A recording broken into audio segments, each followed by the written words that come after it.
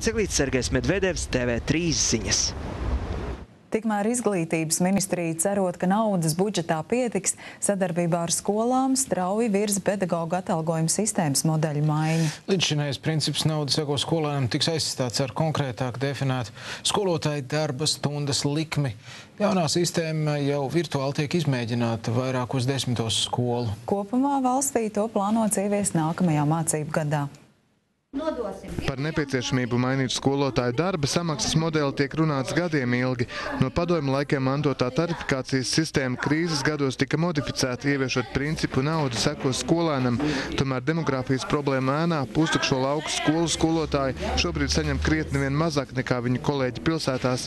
Ar šādu situāciju nav mierā nec pedagogi, nec arī ministrija, kas nu ķērusies klāt skolotāju algu reformai, arī skolotājiem piedāvājot ieviest 40 stundu darba nedēļu.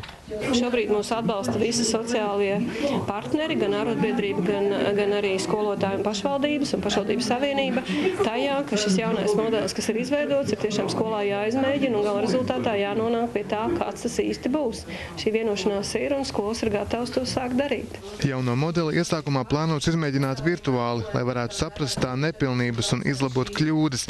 No oktobra tā testēšanā iesaistījušās 60 skolas, no jaunā gada pilnīgi visas mācību iestādes.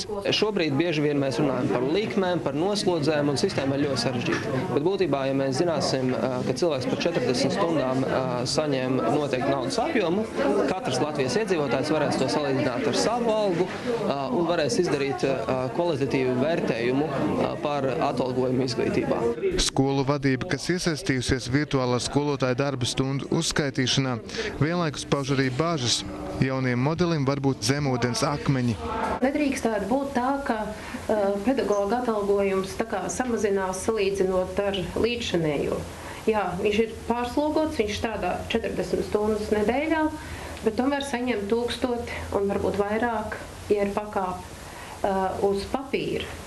Mēs īsti nezinām, kādu finansējumu paredz šis modelis, kurā mēs esam iesaistījušies. Ministrija gan sola, ka izmaiņas algu modelī veidotas tā, lai skolotāji neciestu. Tas ir priekšnoteikums numur 1, kas mums ar caur šo aprobācijas procesu ir jāspēj atrast, teiksim tā, šīs kļūdas iespējams mūsu aprēķinos, lai viņas novērstu, kad mēs ieviešam šo finansēšanas modeli, lai nebūtu tāda situācija, kad kādās skolās pedagogi saņem mazāk nekā viņi saņem šobrīd. Jāpiebilst, ka papildus finansējums modeļa ieviešanai dzīvē nav nepieciešams, tomēr nauda vajadzīga pašu algu celšanai. Nākamgad ministrija šim mērķim pieprasījusi 36 miljonus eiro. Ja naudu piešķirs, tad pedagogu likme varētu būt 5 eiro stundā. Jānis Zariņš, Rihards Vīgants, TV3 ziņas.